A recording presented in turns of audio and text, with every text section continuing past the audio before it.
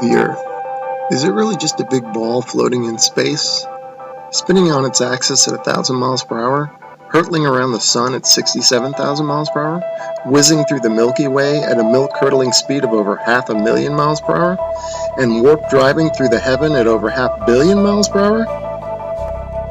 And what about the sun? Is it really 93 million miles away and close to 1,000,000 miles in diameter, with a circumference of nearly 3 million miles? And it's constantly illuminating half of our entire Earth's surface with the rotation of the Earth, creating our 24-hour days, our night and days? Maybe the Earth is flat after all. And maybe it's completely still, just like we experience. And maybe the sun isn't big, but is very small and very close, and not illuminating the Earth from 93 million miles, but is illuminating locally. And maybe everything, the sun, moon, and stars, are not far away, but are circling overhead relatively close.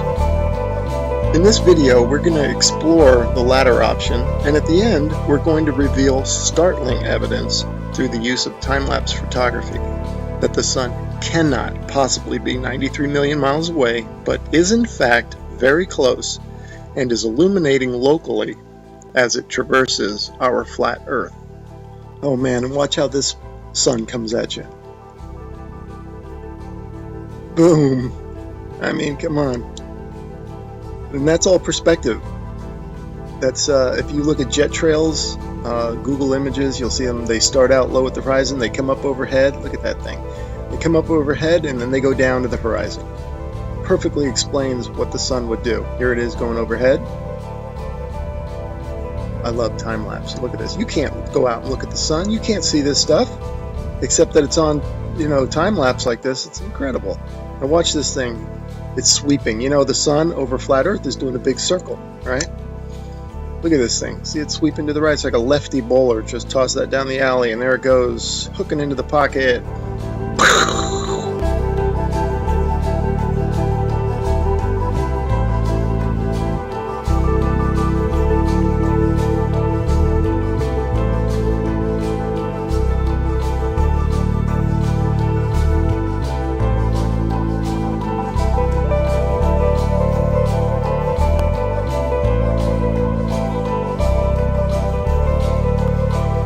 Again, you can see how the clouds angle down to the horizon. Show it there. That's exactly how the sun would do. Okay, back to the Copernican principle, and this is what they tell us. The sun is 93 million miles away. Now, I'm going to show you evidence through sunsets that shows the sun light following the sun over the horizon, and it shrinks as it goes over. Now, there's no way it would do that if the sun is 93 million miles away. Okay, first I'm going to show you some footage from the ISS.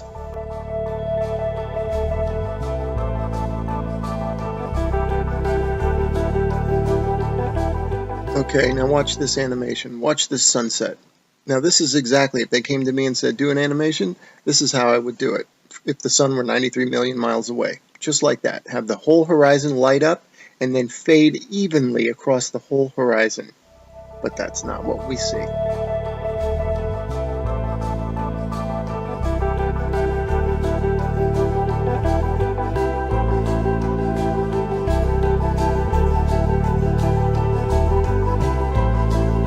Okay, wow, look at that. Look how the light lifts off the ground like a big wedge, or like lifting up a sheet of paper. That's incredible footage. Definitely the light's following the sun, right? Okay, next I'm going to show you how a sun that is circling over the Earth, that creates the horizontal aspect of the sun. If you combine that with perspective, which creates the up and down of the sun, the rising and the setting, you get the 23.5 degree tilt that they talk about. It's nothing but perspective and the circling sun.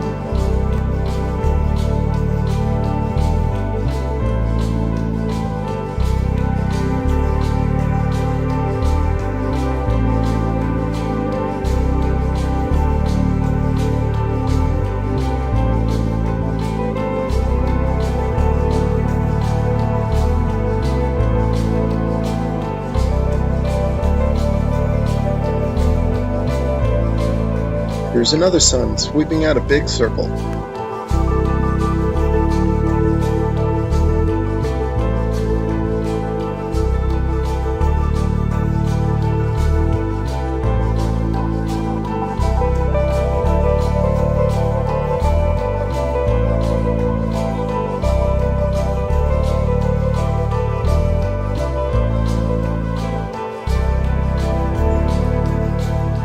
here's a phenomenon that you might be wondering, how in the heck do you explain this on a flat Earth?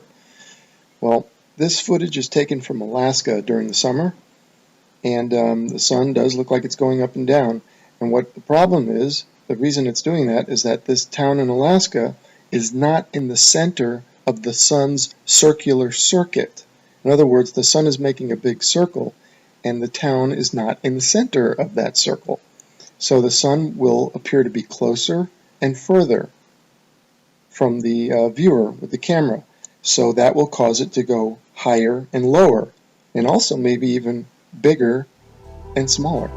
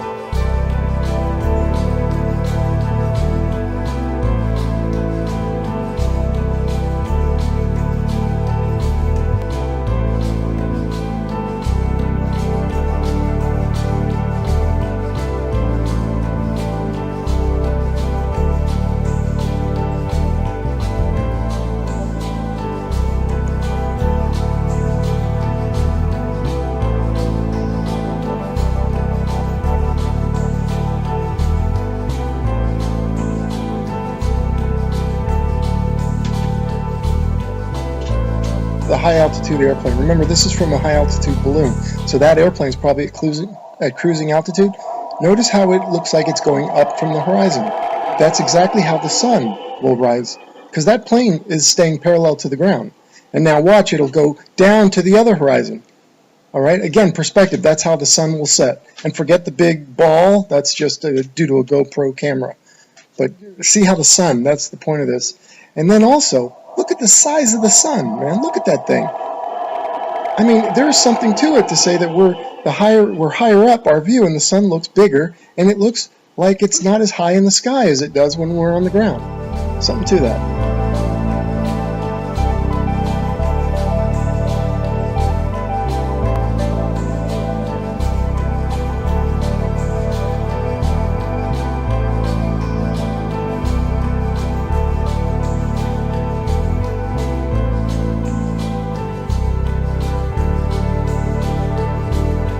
Let's explore this notion a bit further, that the sun looks bigger when filmed from higher up. The next 3 slides, I'm going to do a comparison, a side by side. The one on the left, the camera's above the clouds. The camera on the right is ground level.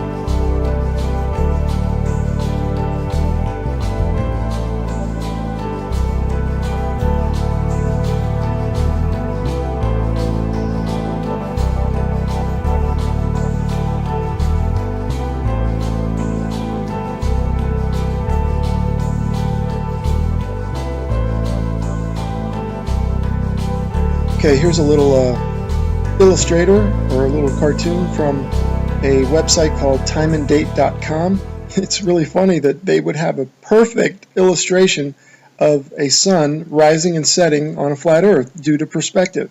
You'll notice that that it rises from below the horizon and sets below the horizon. Now you might be saying, well, how is that possible? I can see now you're saying that it rises and lowers due to perspective, but how does it disappear below the horizon? Well, I got a theory about that. Because of the fact that all parallel lines and planes converge at your eye level horizon, this is according to the perspective, I'm not making this up. If in fact, and they do, they converge at your eye level horizon visually, then it makes sense that after that point they diverge, meaning they then separate. So the sun would continue on a downward track. As you can see from my illustration here, the lines would go to your horizon, and then afterwards they would spread out and separate, kind of like a starburst, and the starburst being at your horizon, at your focal point.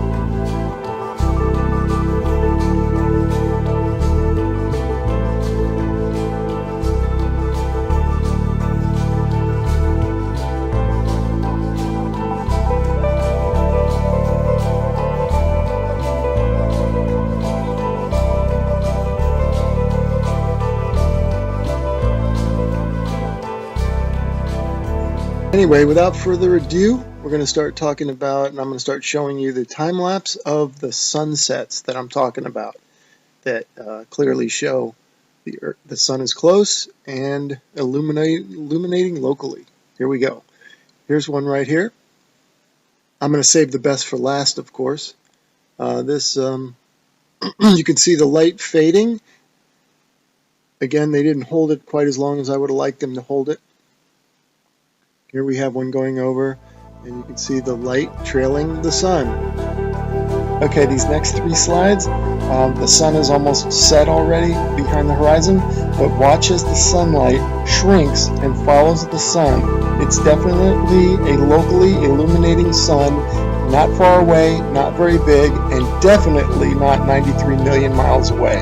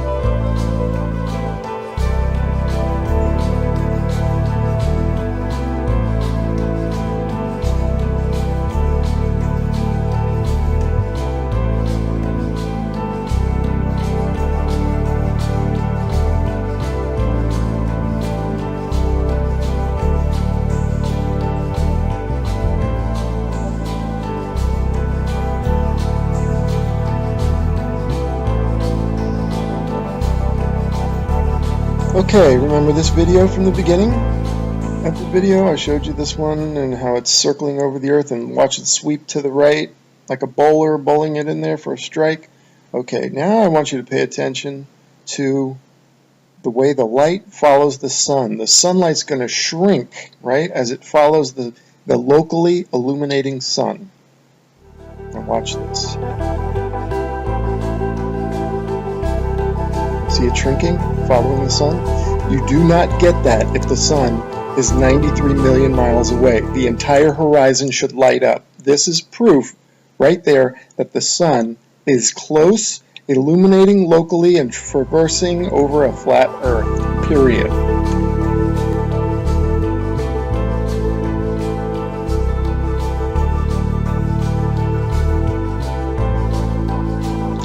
So these time-lapse sunsets are definitely the nail in the coffin for heliocentrism, but this particular one here, shot from above the clouds from this observatory, is the final nail in the coffin. Look at how the sun just shrinks and the light shrinks to nothing. That cannot happen, as I showed you in the when the sun illuminates the entire Earth, which it does from 93 million miles away. It has to. You don't get this isolated look at the sunlight trailing the sun. That's only possible with a small sun, close, not very high, illuminating locally. I mean, if this isn't proof to you, then you gotta take the blinders off.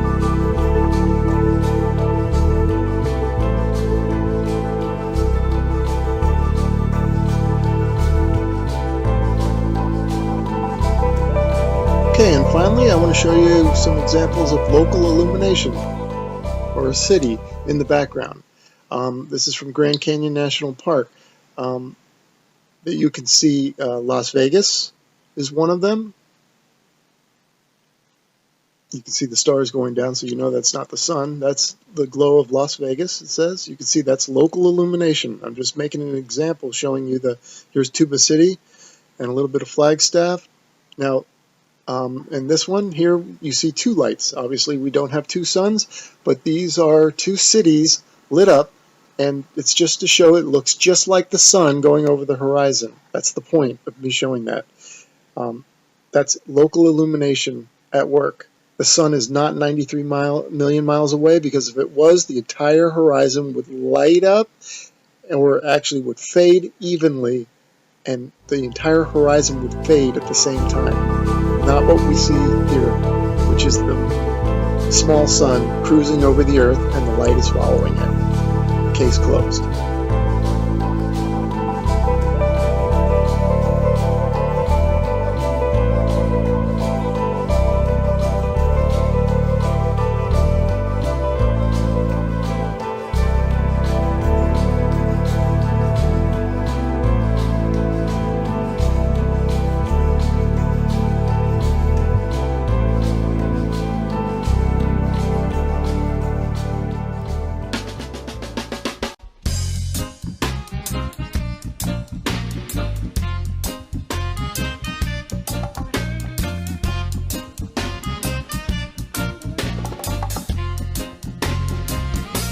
The earth is flat,